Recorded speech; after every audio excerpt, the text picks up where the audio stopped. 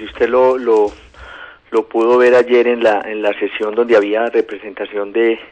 organizaciones de víctimas, y yo creo que este aprendizaje del POD, pues, que ha sido bien interesante, nos deduce que la población toda, sin excepción, está preocupada con el POD, y es que finalmente el POD tiene que ver, en últimas, con la situación de las familias y las personas en donde viven, llámese urbano, llámese rural, y en el caso de las víctimas, por supuesto, pues ellas tenían preocupaciones, porque la mayoría de ellas pues viven en sectores,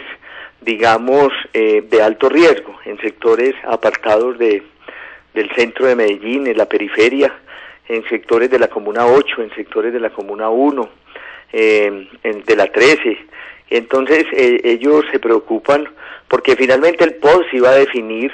no solamente las centralidades, sino que también va a definir asuntos de mitigación de riesgo, asuntos de cómo se va a intervenir las laderas de Medellín, donde ellas habitan, y esa, pues, por obvias razones, es la preocupación de las víctimas, que son alrededor de 450.000 personas en Medellín que están censadas, que están registradas como víctimas del conflicto, de una historia de décadas de personas que vienen a Medellín, que se ubican, la mayoría de ellas, en sectores que tienen riesgos para la vida de ellas, inclusive que no tienen, digamos, toda la formalización en servicios públicos, la formalización de titulación, de legalización de viviendas, y esa es una discusión bien importante en el POD. Yo siempre digo que el POD, uno pudiera decir que este POD que estamos revisando es un POD que avanza en lo que tiene que ver con formalizaciones. Es decir, está muy claramente definido lo que va a ocurrir en viviendas y en el tema urbano, en lo que tiene que ver con vivienda formal, o sea, vivienda legal, formal, sin riesgo, pero en otros tipos de vivienda que son muchísimas, cientos de viviendas en Medellín, aún todavía es muy indefinido. Concejal Luis Bernardo Vélez, le cambio de tema para preguntarle por temas de salud en la ciudad de Medellín. ¿Qué ha pasado con Metrosalud? ¿Qué ha pasado con el centro de salud de Robledo, que se había hablado que se va a cerrar? Bueno, Luisa, yo vengo afirmando, y desafortunadamente los acontecimientos nos dan la razón, que el desfortalecimiento de Metrosalud de la red pública pues tiene muchas expresiones. Una de ellas es el tema de Robledo, en donde aún ni siquiera se sabe qué va a ocurrir. Eso fue aprobado con una excepción de una persona en la junta directiva, de que se vendiera ese predio, de que se vendiera el centro de salud para avanzar en otros proyectos, y aún parece que no está claro, porque ha estado muy oculto. Es decir, este tema no ha llegado al Consejo, este tema no se ha hecho público de qué va a ocurrir con el centro de Robledo, pero definitivamente la red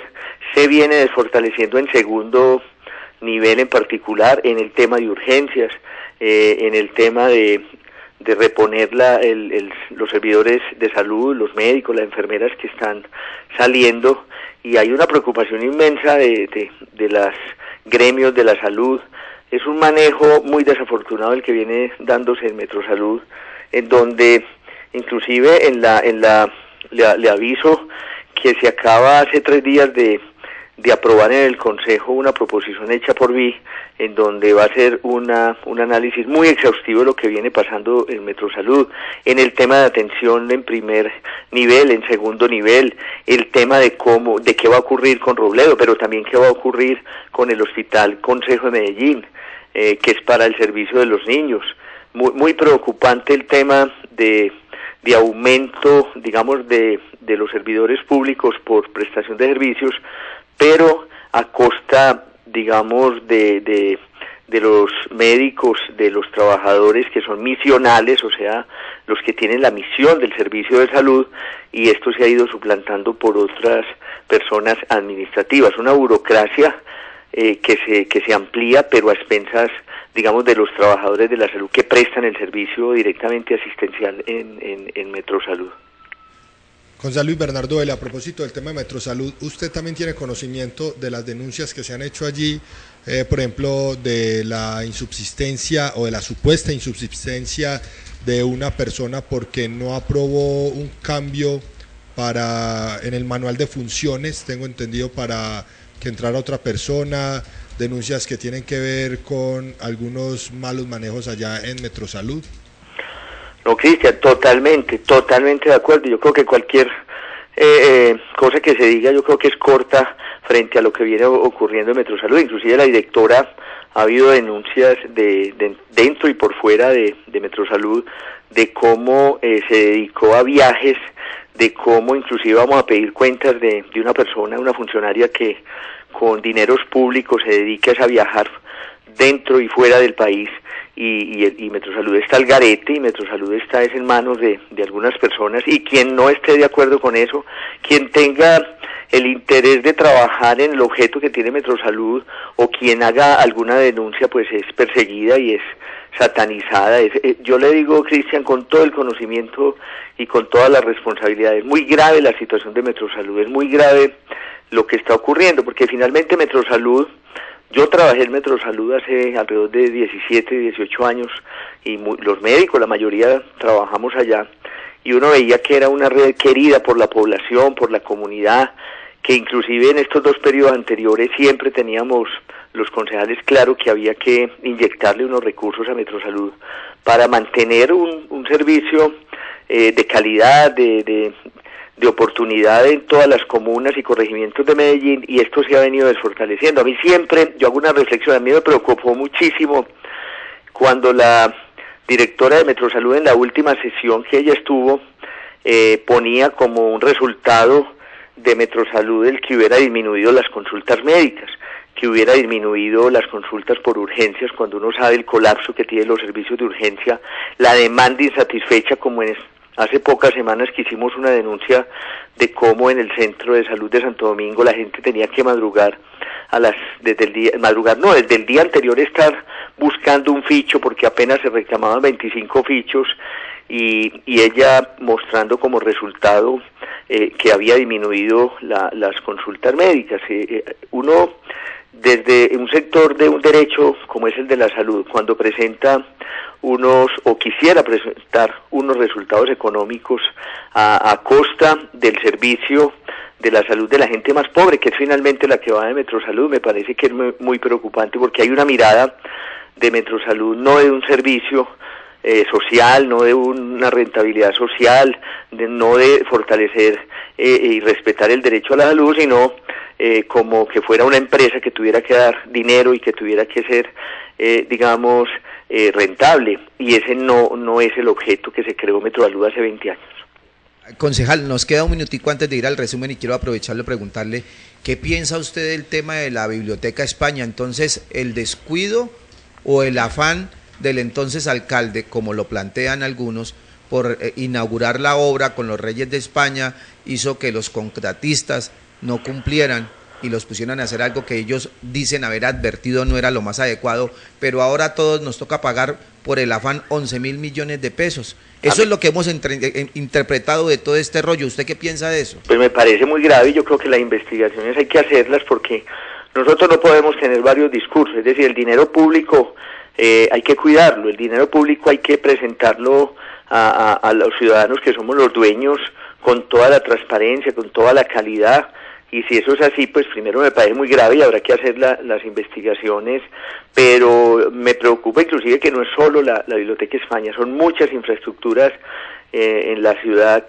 Luis Fernando, que tienen deterioros, colegios de calidad. Yo recorrí un colegio que quiero muchísimo porque quise que existiera, que se mejorara mucho, que es el Colegio Héctor Abad Gómez, al frente de la Plaza de Flores, que era una casa vieja. Se hizo un colegio y está en malas condiciones y deteriorado, y mucha infraestructura. Y yo me pregunto, que creo que va a ser Cristian, Luisa y Luis Fernando y oyentes, una discusión que yo creo que la ciudad tiene que dar, que me parece que a veces pasa de agache, pero es muy importante, y es: nosotros podemos sostener en esta ciudad lo que hemos construido. Nosotros podemos sostener la infraestructura que tenemos, o nosotros seguimos construyendo infraestructura sin sostenibilidad económica, sin saber cómo se va a manejar, que yo creo que en gran parte es lo que está pasando en Medellín, un poco de obras que vienen anteriores, que no hay cómo sostenerlas económicamente y se van deteriorando cuando los gobiernos vuelven, impulsan otras infraestructuras para dejar una marca. Yo creo que aquí la pregunta que hay que hacerse es seria. En lo que viene, no sé si alcanza ya en este gobierno, que creo que poco le interesa ese tema,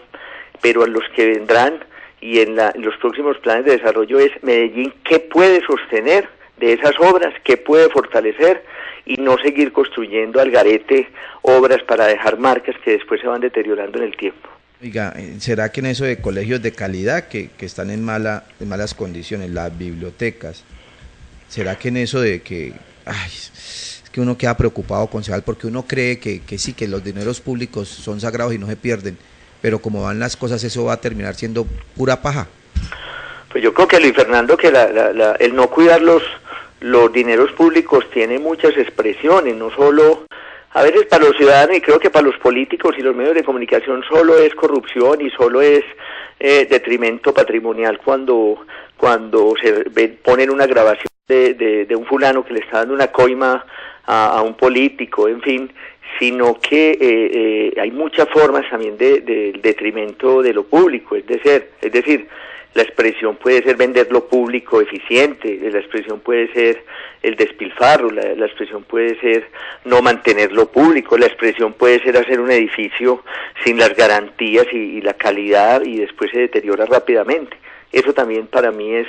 deterioro y es detrimento público que es muy grave